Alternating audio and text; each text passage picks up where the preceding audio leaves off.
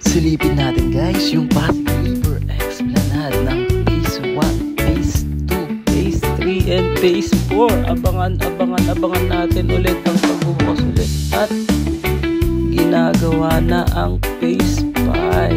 Ayan, dahil kay BBM, napaganda natin ang Pasig River Esplanade.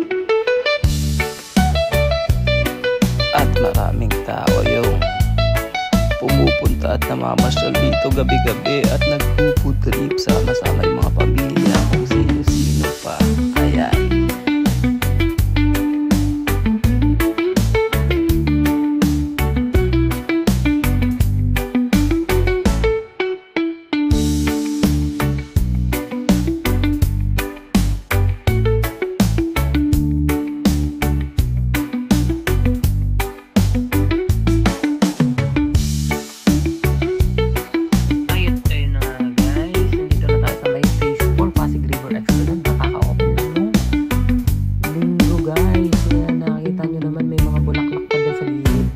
Ayan, diba? Ayan.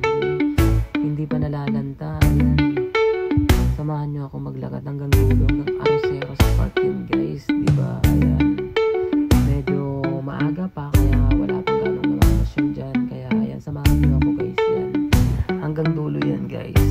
Check lang natin. Diba? Ang daming nagbibideo dyan. Ang daming nagbablog. Diba?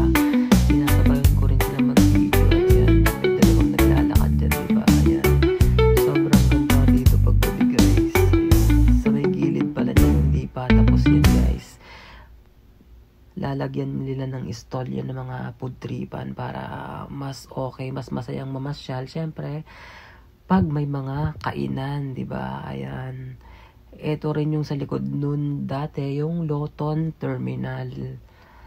Na dati, may mga bus dyan, may mga FX na pwede kang sumakay, pero ngayon wala na. Pero may isang bus pa dyan na papuntang Calamba, Laguna. Kaya ayan. Ayan yung Pasig River ferry naman na terminal kung saan makakasakay ka ng ferry dyan sa Pasig.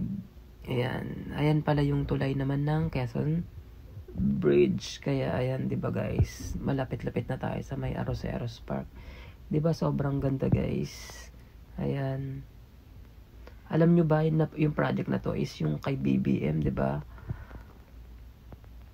40 years nating inantay bago mapaganda yung Pasig River na to, guys, diba?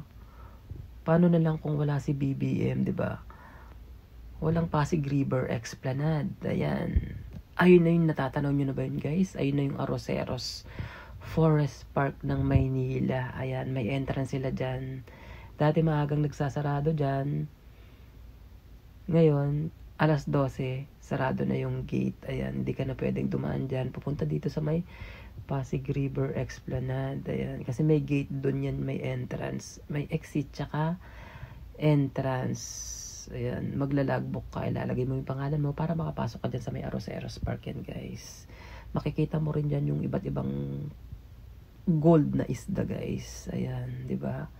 Arroceros Park to. Nakita nyo naman to, di ba?